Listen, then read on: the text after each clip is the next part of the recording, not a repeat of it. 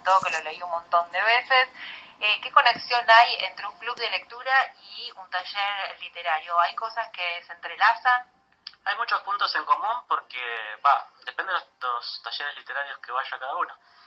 Yo la manera que tengo de trabajar es siempre analizando un texto y a partir de ahí ver los procedimientos y a partir de esos procedimientos dar una consigna que tenga que ver con ese procedimiento para que los alumnos repliquen esos procedimientos y a partir de ahí, a la próxima clase, hacer una lectura común, ver qué cosas funcionaron y qué no, qué sé yo. Hay textos que, por ejemplo, yo trabajo mucho teoría del iceberg en los textos de Hemingway, entonces, bueno, Hemingway decía que a él le gustaba nada más que se vea el 30% de un tema que se utiliza. Okay. Entonces, por ejemplo, hay un cuento que se llama Colinas sobre elefantes blancos, que hay una mujer y un hombre conversando en un bar, y toda la conversación se da alrededor de algo que no se dice nunca, pero está implícito, que es que el hombre está tratando de convencer a la mujer para que aborte. Nunca se menciona la palabra aborto, se da a entender por analogías, por metáforas, por silencios, por sobreentendidos, pero no se dice. Bueno, Hemingway trabajó como un maestro ese recurso. Bueno, entonces tratamos de ver en diferentes cuentos diferentes recursos y tratamos de replicarlo, ver qué onda, a ver si a nosotros nos sale.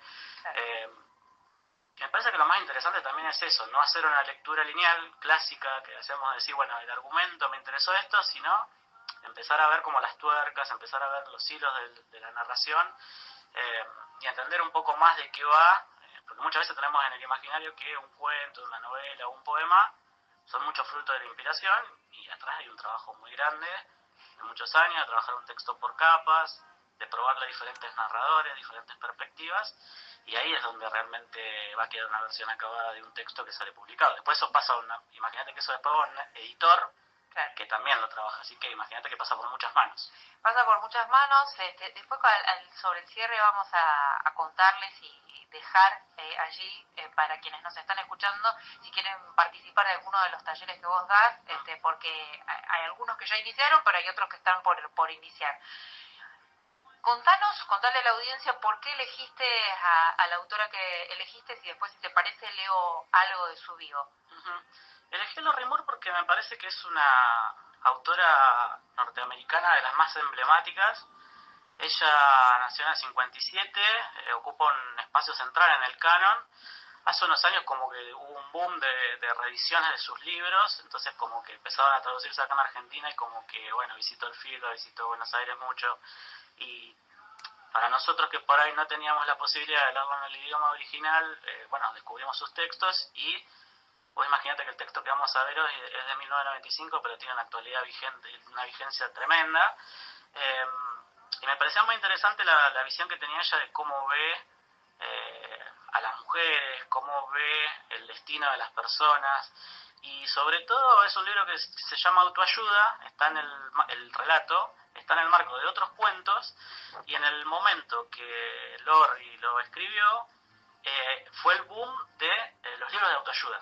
En Estados Unidos, primeramente, fue en el 60 y 70, fue como un boom del hippismo, de la conexión con una idea que viene más de Oriente, y después, a partir de los 80 y 90, hubo como un vaciamiento de eso, como que los hippies se volvieron a reconvertir, digamos, de alguna manera, se aburguesaron un poco, se pusieron un poco más con OSDE, y Lorrie, que estaba en ese momento, tenía 23 años, estaba terminando sus estudios de grado, decidió trabajar de alguna manera con esa noción de budismo o intelectualización o espiritualidad, pero mercantilizada. Entonces agarró eso, que dijo, bueno, te lo ponen en un envase de en un packaging hermoso, en formato, viste, bien yankee, y nada, voy a hacer algo con eso. Entonces, bueno, ella trabajó a partir de eso con temas existenciales, además, como son los problemas de la mujer en esa época, lo cual me pareció muy interesante.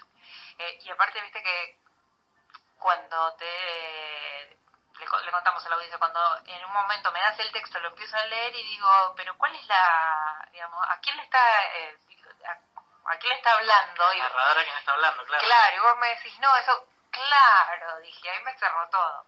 Bueno, le contamos entonces que nació en Glens Falls, ¿está bien? En Nueva York en 1957, es autora de 3 libros de relatos de autoayuda en 1985, como La vida misma, de 1990, y Pájaros en América, de 1998, y de 2 novelas de Anagrama, El Hospital de las Ranas, de 1994, y Pájaros de América, que fue elegido Libro del Año en 1998 por el The New York Times. Fue seleccionado entre los mejores del año por Los Angeles Times, y también fue finalista del Book Critics Circle Award, no sé si lo dije bien o más o menos, y permaneció varias semanas en la lista de libros más vendidos. Autores de la talla de Julian Barnes lo eligieron como uno de los mejores libros del año, y la revista Entertainment Week o algo así, corregime si no, lo ha seleccionado como uno de los 50 mejores libros de los últimos 25 años. Ha sido galardonada con el Irish Times International Prize of Literatura. Bueno, y ahí sigue, no voy a decir todas esas fundaciones. Sí, sí. No, pero en líneas generales ocupa un lugar central en el canon, y además escribió para la Paris Review, ella escribe en el Times, digamos como que se hizo. Aparte de ser escritora, también se hizo haciendo periodista y publicando en el Times y en ese tipo de publicaciones, y sus cuentos empezaron a tomar relevancia a partir de esas pequeñas publicaciones, y después se fueron juntando alrededor de las colecciones de cuentos. También una cosa que la más importante, que en el fragor de la charla se me olvidó contar, es que yo lo doy porque, bueno, el título se llama Cómo convertirse en escritora, y es la mejor manera de empezar un taller y desarticular la idea de taller también, porque Lorri lo que hace en el relato, bueno, ahora vamos a charlar un poco de eso, es romper un poco con esa idea de los mandatos de un taller, y también está hablando un poco de los mandatos de la vida, o cómo puede llegar uno a encontrar su propia vocación también, que a veces puede uno chocarse con la vocación por azar casi. Sí, a mí me llamaron la atención muchas cosas, pero entre otras, bueno, la figura que le da a la madre y al padre, las diferencias que hay en relación a los mandatos, como decís vos, podés escribir, pero, bueno, vamos a hacer otra cosa. ¿Qué más haces aparte de eso que tenés ganas? Bueno, una de las cosas que marqué, que siempre el escritor, que es una cosa que pasa en la realidad, está mirado siempre medio de costado, como que, bueno, escribís, pero aparte tenés que seguir otra carrera. O fíjate que en las escenas que ella, por ejemplo, cuando le va a mostrar su primer cuento a la madre no le dice que está bien o que está mal, le dice, ¿por qué no vas a lavaplato y pones el lavaplato? O si no, cuando le dice a la compañera de curso, de cuarto, que le dice, che, ¿qué te pareció el cuento? ¿Por qué no vamos a tomar una cerveza? Y cuando le preguntan a las compañeras, le decían, está bien, pero tus tramas son tac. Como que nadie también le terminaba de decir lo que ella esperaba que le dijeran. Hay muchas imágenes, hay partes o extractos de ese texto de cómo convertirse en escritora que automáticamente a mí se me transforman en imágenes. Digamos, no pasa con todo el texto, o por lo menos a mí no me pasó con todo el texto, pero sí en algunos, y es muy potente. Es una de las virtudes que tiene Lorri Moore, trabaja muy bien las imágenes. Yo estaba leyendo ayer otro cuento que hablaba de que el corazón de una persona era como una caverna vacía, y iba haciendo como una concatenación de 3 imágenes que vos decís, bueno, wow. Eran un párrafo, claro, encima te transportaba la sensación. Eso me parece que lo tiene. Y también me parece que lo que tiene interesante la narrativa de Lorri Moore es que ella trabaja muy bien con los contrastes. O sea, trabaja muy bien con el humor y el absurdo, que no es algo muy sencillo de abordar en la literatura, porque, digamos, para tener humor, o lo tenés o no lo tenés, se nota mucho cuando es forzado el gag o cuando es forzado el recurso, pero eso te lo mezcla con temas súper existencialistas, con temas súper profundos, con temas que son casi desgarradores. En este relato se bosquejan algunos temas, pero por ahí en otros relatos que son más de, no sé, la muerte de la madre, el suicidio, la depresión, o en el texto que se llamaba Cómo ser la segunda mujer, la otra mujer, contaba algo muy desolador, ¿no? Como ese rol secundario, y te lo mezclaba con imágenes súper interesantes de la vida que ella fingía tener para olvidarse de ese fatalismo, de esa tragedia, por llamarlo de alguna manera. Eso me parece que lo elabora muy bien Lorri Moore. Que es, en este texto lo vemos nosotros, cuando es lo que más le achacan a ella, cuando le critican tus tramas. Mira. los profesores o ahí los sí, que le claro, critican sí. el relato es lo que le critican. Tus tramas no tienen sentido, tus tramas no tienen coherencia. Y para mí lo que está haciendo el texto es decir, ese es mi estilo. Ella toma eso que lo toman como un defecto, ese error de llegar equivocada a la clase. La clase era de avistamiento de aves, no sé cómo era. Llega equivocado, vamos a contarlo para la gente que está escuchando.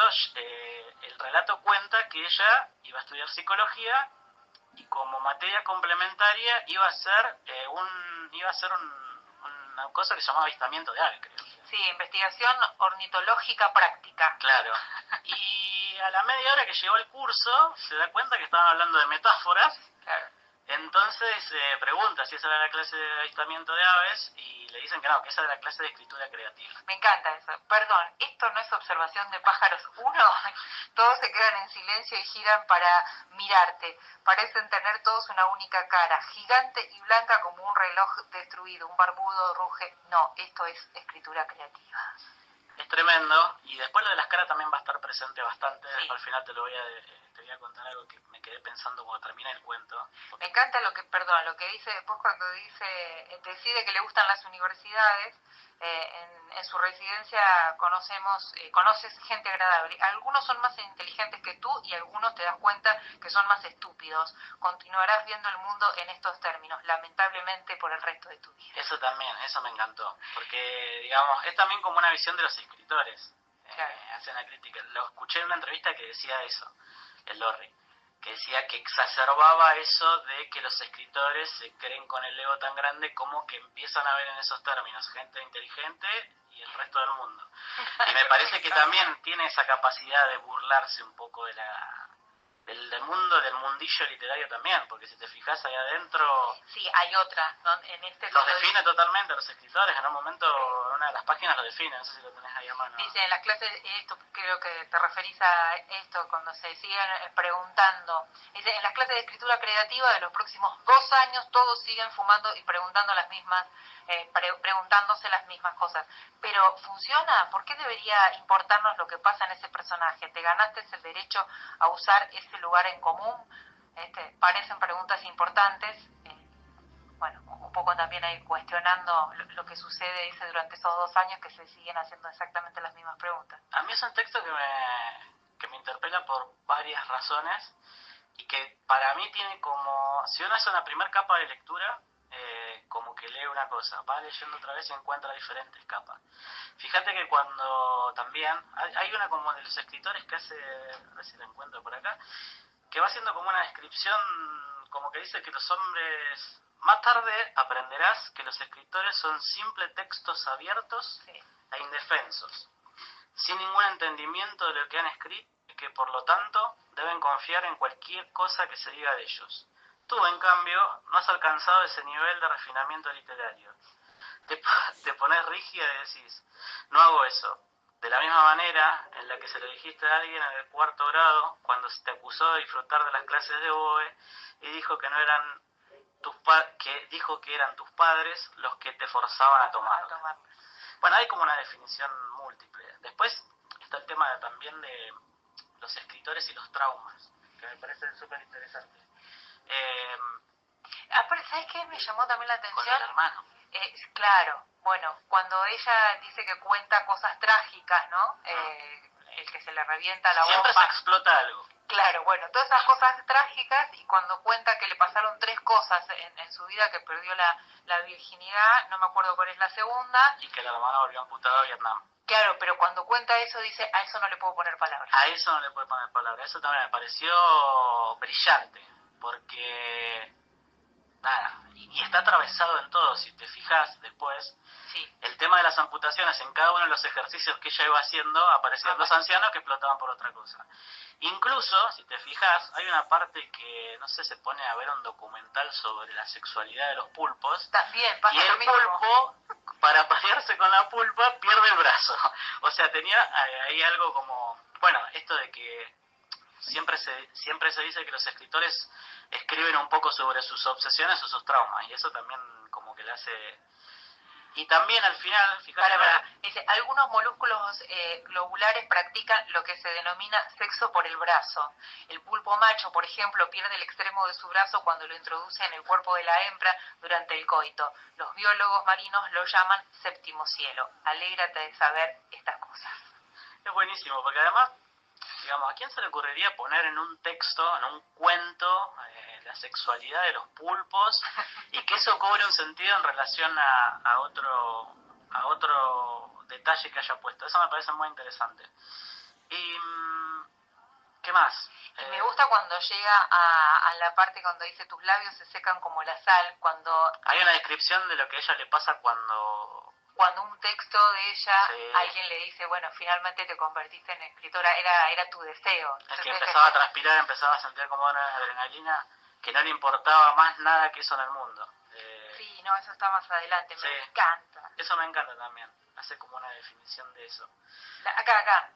Lo leo, ¿te parece? Sí. Dice, la única felicidad que tienes es escribir algo nuevo en el medio de la noche, con las axilas transpiradas, el corazón golpeando, algo que todavía nadie leyó. Lo único que tienes son esos breves, frágiles, incontrastables momentos de éxtasis de los que sabes, eres una genia.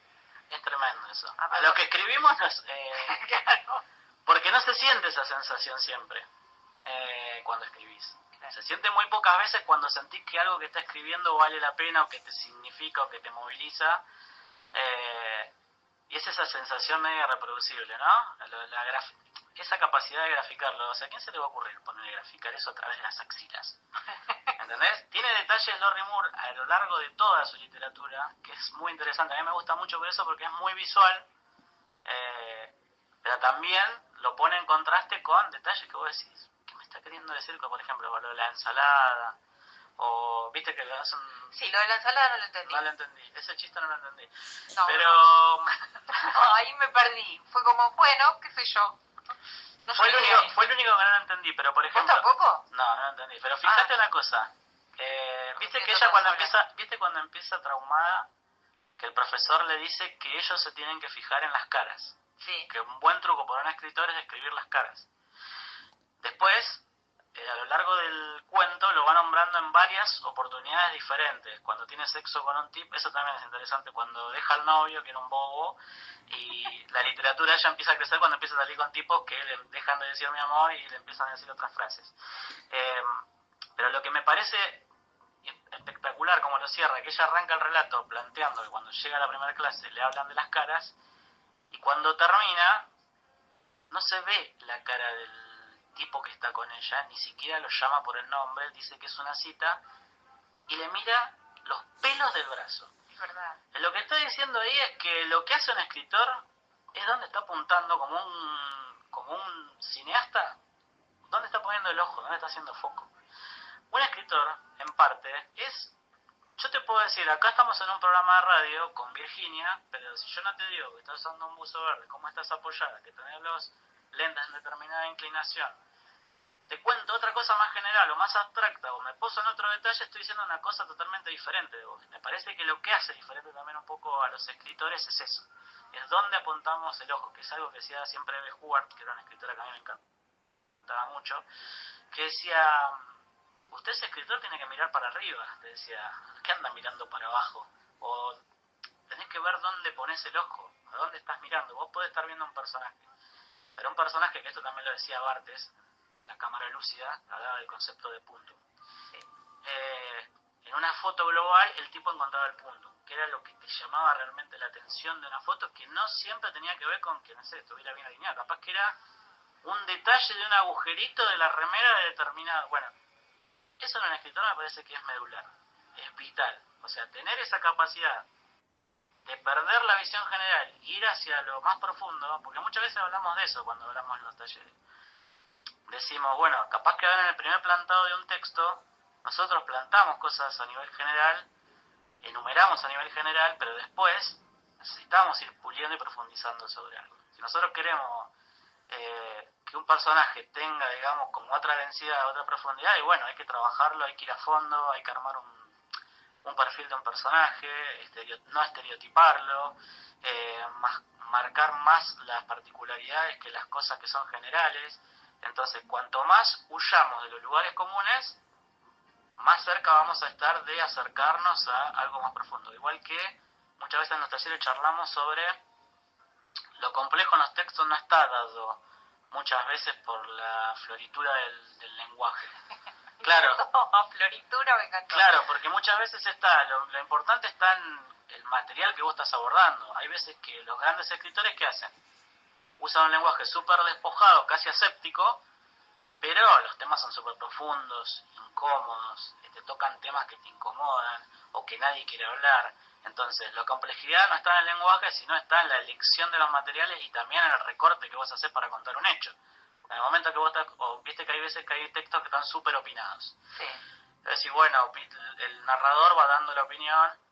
Hay autores que no te opinan nada, pero en el mismo recorte ya está la opinión, ya está su opinión política. Entonces lo que yo te quiero mostrar ya te está condicionando lo que vos vas a ver, o jugar con esto.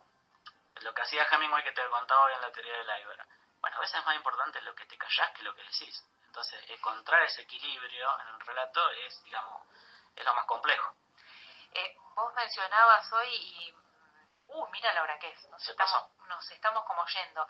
Que había alguna conexión o algún texto que era medio parecido, se lo podía linkear con uno de Leila Guerriero. Yo encontré uno de Leila Guerriero, sí, que era el de cómo instrucciones para una separación, y encontré el nuestro, leí el principio, un cachitito del principio del nuestro, de que leímos recién de Lorry Moore, que da como unas instrucciones, y yo después voy a leer uno que encontré en un poema de Daniel Durán, del libro El Estado y él se amaron, en el 2006 de Mansalva, y le encontré un punto de contacto. El de Lorry salió primero, el de Durán salió después, pero también es para romper un poco con esa idea de originalidad siempre. Yo pienso que los escritores están súper influenciados. Siempre estamos robando un poquitito. Como decía Aira, sí, si van a robar, no roben a un kiosco, roben un banco. Es lo único que daba como consejo a los que robaban. Dice, primero intenta hacer algo, cualquier otra cosa. Estrella de cine, astronauta, estrella de cine, misionera, estrella de cine, maestra jardinera, presidente del mundo. Fracasa horriblemente. Es mejor si fracasás a una edad temprana, por ejemplo, a los 14. Una desilusión temprana, crítica, para que a los 15 puedas escribir largas oraciones en forma de haiku sobre los deseos frustrados. Bueno, y este de Daniel Durán dice, está en el libro El Estado y él se amaron, es la contratapa del libro, es uno de los poemas, dice, no permitas que nadie te enseñe a escribir. No dejes que nadie te dé indicaciones, no te desalientes, no preguntes, aprende solo. Fíjate que la inmensa mayoría es basura. Que no te guste lo que escribís porque le gusta a la que te gusta. Si lo que escribís le gusta a la que querés, tira todo eso. Deja lo que no entendés. No tires nunca lo que te da vergüenza. Pone los nombres verdaderos de tus parientes y amigos. Si lo cambiás, vas a ver que ya no existen. Si no se puede escribir de tal amigo, si no se puede escribir de lo que no existe, no dejes que nadie te alabe. Cuando te digan que es muy bueno lo que escribís, empezá con otra cosa. Si se te ocurre un poema, escribí en prosa. Si se te viene una novela, escribí un poemita. Nunca corrijas los textos que sabés que pueden mejorar. Corregí lo que no te acordabas que existía. No te olvides que los bailes están cargados. Alguien los puso ahí para que vayas y creas que podés contarlos. Escribí de lo que va